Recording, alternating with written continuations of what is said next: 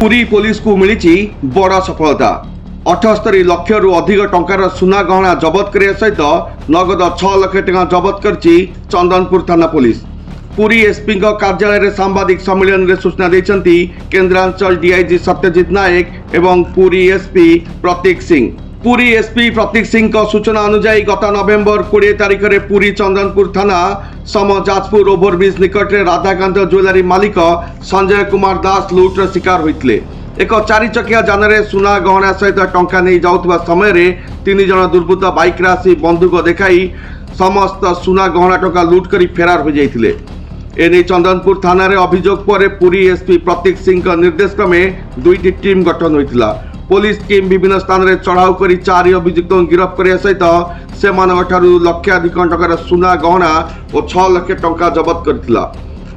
अभियुक्त पुरी पुलिस 132 ग्राम सुना गहना सहित 31 केजी रूपा नगद 6 लाख टंका गोटे बंदूक सहित 2टी गुली जबत करछि।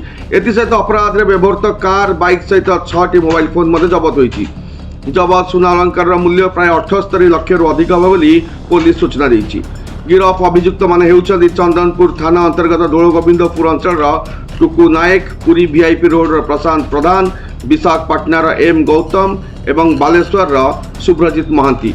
घटना 7 अभियुक्त संपृक्त थिबा बेले खूब शीघ्र फेरार अभियुक्त गिरफ करा जियो बोली पुरी एसपी प्रतीक सिंह सूचना देछन्ति।